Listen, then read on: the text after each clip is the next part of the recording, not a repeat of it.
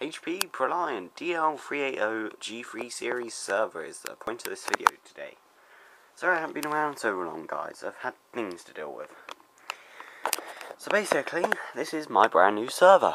Well, not brand new, it's old, but still plenty good for what I want it for.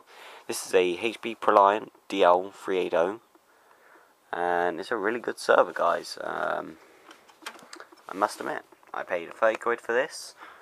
That's just entirely just shipping, really, but oh well. Anyways, let's start with the review on the front, and then we're going around the back and then inside. So along the side, front here, for indicator lights, we have this light at the top, which looks like one of those heartbeat monitors. Basically, that is to tell you if the system has a problem or not. Green, obviously, it hasn't got a problem. Red, if it has. The bottom one, I don't know what's quite for, but it's normally orange. The two Ethernets, and the UID light, which is just a fancy blue LED, or light. Power button, of course, which glows orange when it's off, and blue when it, I think blue when it's on. It has an Intel Xeon 2 dual cores in it. It should have 2 dual cores. It only has 1 dual core at the moment, but it's soon to have 2. We have up there, which I should get the lights in a bit more for you guys.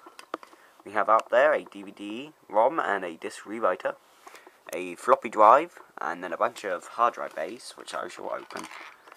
So basically, we have up here hard drives. We have a 40GB Hitachi, and underneath that, now this is in a RAID setup, so I believe the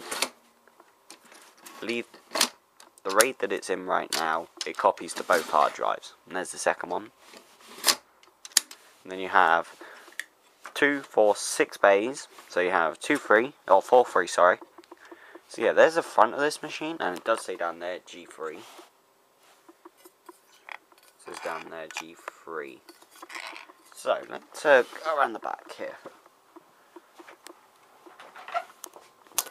Ouch. So, around the back, we do have 2 power supplies. If one fails, it'll go to the other, and if the other fails, then you're fucked, basically. You have PS2 mouse and keyboard, and there's the other end of that fancy LED light. Your 2 Ethernets, 2 USBs, and an ILO port, integrated lights out, VGA and serial, and then you have 2 bus slots, jar PCR, and this VH DCI down there. I don't know what it's for. Back's pretty simple, really, but here's where the phone comes in. The inside of this machine. So you pull this blue tab up, and I probably have to do this with 2. There we go, one hand done. And here's, there we go. Ouch. Here's where the fun starts. The inside of the machine is a beast on this machine. So here's the inside. As you can see, our DVD drive is controllers there, floppy drive, and up here is a tool service station. I don't know what it's for. I don't know what this is for either. It's a product of the chinning. Anyways, you have 1, 2, 3, 4, 5, and 6 fans along here for cooling. You do have 6 slots of RAMs. Currently has 2 1 gigs in it right now. Going to upgrade to about 12 gigs maybe, I think. This is a power supply board for the processors.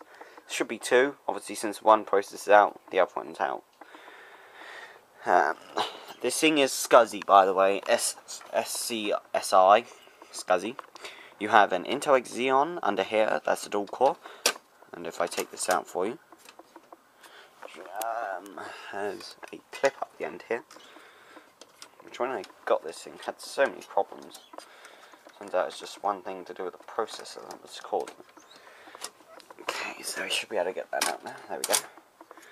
The processor is attached to the actual heatsink itself, but basically on the gold heatsink. I'll still stick that in a minute. So yes, that's it really, and there's 2 at the back for there. You have your PCI expansion slots over here, chipset under there.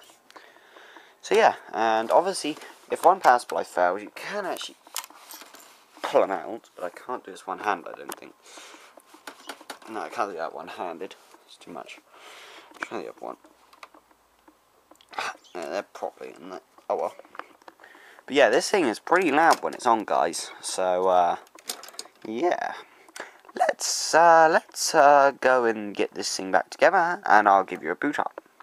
And by the way, for you that want to know the weight of this thing, there it is. Okay guys, so I've now got back from what I was just doing. So, there's how loud it is, and as I set the lights, there you go. One's always orange, but that's never mind. Let's get up here onto the desk. So, HP Proliant has a full 2 GB installed, and it does come up with an error saying about the power supply not being plugged in. That is number 2, but I don't think there's going to be a problem with them. Integrated lights out,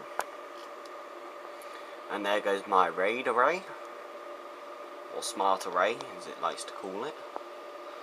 2 hard drives getting initiated.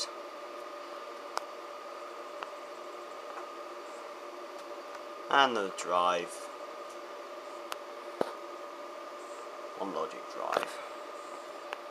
Okay, it's quite loud as you can hear. HP Ethernet boot agent.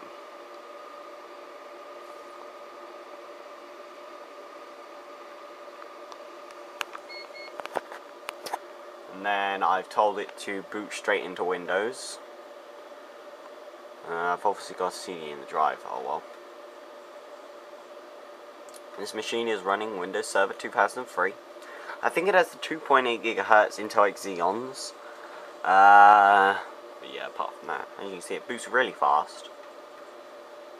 So, running Windows Server 2003 R2 Enterprise Edition. Okay, so now we can go ahead and press Control Delete. Can't do this with 2 hands, so. Oops. Now, I will say something. If you set up this machine, make sure you do set an administrator password in your OS if you're going to use 2003, because it really does muck up remote desktop for some reason. So, to attempt to control the mouse on my left hand. So, I do have Apache in that installed, but I haven't really set them up. And so, basically, let's look at the specs here. We have an Intel Xeon CPU at 2.8 GHz with 2 GB of RAM, registered to SHM, which is SEDEX hosting machine. This is Service Pack 2, of course. Now, what I host off this thing, well, there's a TeamSpeak free client, which I host from this machine. So we can go ahead and open that up.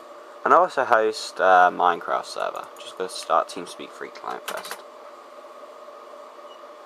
So, there goes TeamSpeak free client.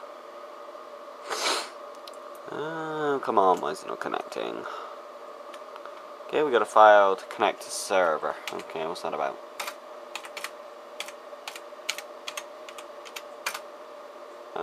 IP hasn't changed. I wonder what's going on there then.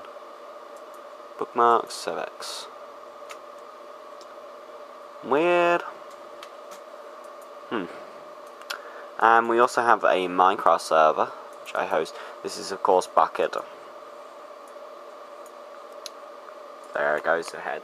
And this thing can handle this no problem. And that's done. Now, with basically, if I go ahead and reopen TeamSpeak 3, basically,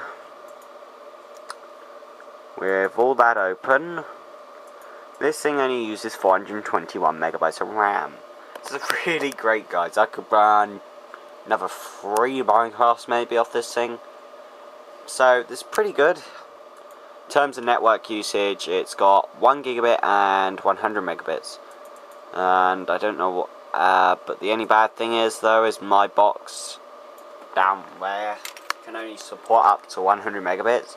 And so can the box the Wi-Fi box downstairs, and the box I also have for the actual internet. So really that gigabit worth of bandwidth it can use on this network adapter is going to waste, which is quite a shame, really.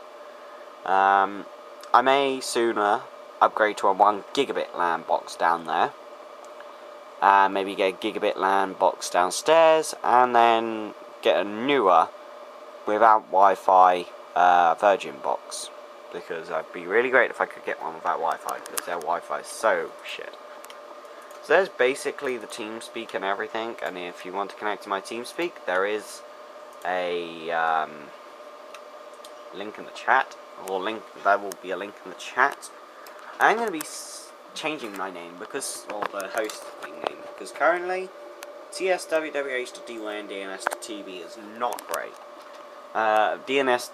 DYNDNS was because I can't afford, I should say, actual hosting names, so I basically used DYNDNS. I plan to upgrade to .co.cc, which is quite a bit better because you don't have DYNDNS in the middle, so I might set that up before I go ahead and post this to YouTube, so it'll probably be sevx.co.cc. So yeah. Anyway guys, I'll see you later. And there's my review on my server. HP Proliant DL380 G3 Quad Xeons.